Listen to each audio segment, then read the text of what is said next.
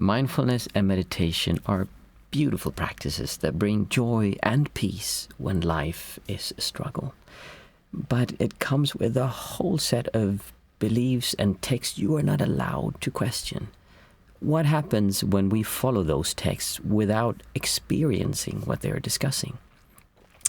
To answer that, I need to share a drama I watched on Facebook. This story will show you how following texts and gurus can create more separation and discord than joy and happiness.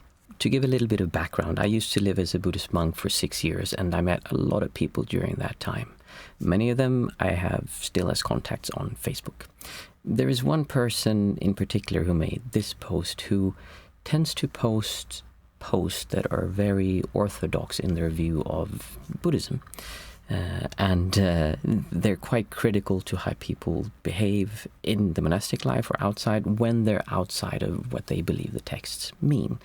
Many times their argument will be something along the line of, it says this in the text, so then we're supposed to do this, and there's no interpretation here. This is how it's supposed to be. It's kind of like if you've ever had a discussion with Jehovah's. You'll start having an interesting discussion and you come up with a point and you say, well, what about this? And they can't really answer that, and their answer is always going to be ultimately, well, that's not true, because what I say is true because it says so in the Bible. And there is no argument you can make towards that, because for them, the Bible is truth. Now, I'm not saying the Bible is true or false. I'm just saying that requires us to share the belief that everything the Bible says is true. And it's the same with these texts. Just because it says so in a text doesn't mean that it's absolutely true. So what happened in this story? Well, she was criticizing a group of nuns who had said that their way of teaching mindfulness or practicing mindfulness was better than how mindfulness is taught in universities, or I can't remember the exact post what it says. And she said, well, that's absolutely horrible. You can't say something like that. She literally said, I'm outraged and disgusted that nuns can be so immature and ignorant. Well, why? Well, her reasoning is a text called The Discord on Absolute Truth, I think it said. But basically says that we can't cling to beliefs about superior, inferiority, good or bad, better than, and stuff like that. So her belief is that you cannot say our practice is better than that practice, because that's not absolute truth. And so she is disgusted and outraged because of this. Now, that text has a lot of good points. It talks that way because it wants you to avoid feeling superior, to fuel this sense of self, saying, oh, I am better than them. And so not having beliefs like that can help with not inflating the self. But what we miss when we follow texts like that without quite understanding it is that it's not about whether something is better or worse than. It's feeling better or worse than. That's the problem. So I'll give you an example.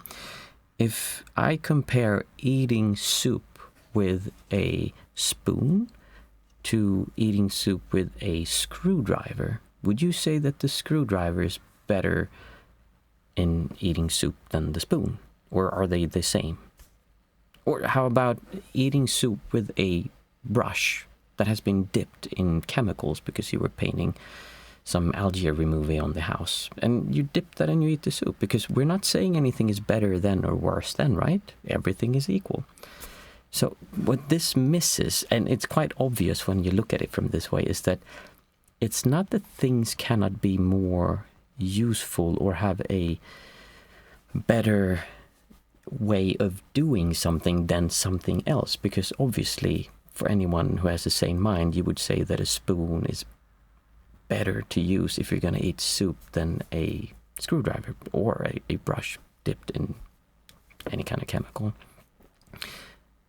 Now, that doesn't mean that we should have the feeling of better than. We can say, yes, a spoon is better than a screwdriver to eat soup with. But I don't need to have the feeling of, oh, I like this spoon so much more. And I'm like, oh, I'm on the side of the spoon. We're going to fight the screwdrivers because screwdrivers suck. They're really bad at eating soup. We're going to push them down. that's when you start involving a sense of self and superiority.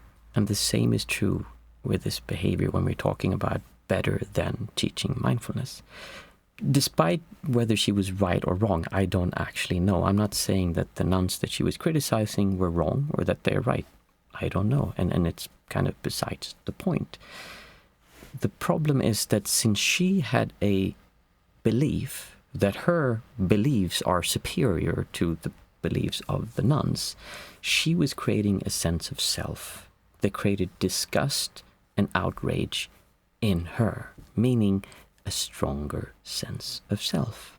So the text that was supposed to rid her of the sense of self, to make it easier for her to live in the world, has now done the exact opposite, because she took it quite literally without understanding that it's not about what we do, it's about how we feel about what we do. Staying mindful and present while writing a text like this person did is difficult, especially when our beliefs feel threatened or our life is tough. But there is a way to enjoy being here, despite all of that. I recommend you watch this video next to learn how to enjoy your life experience no matter what your life story might tell you. It explains how to do this better than anything else you'll find here on YouTube. One could even say it is superior.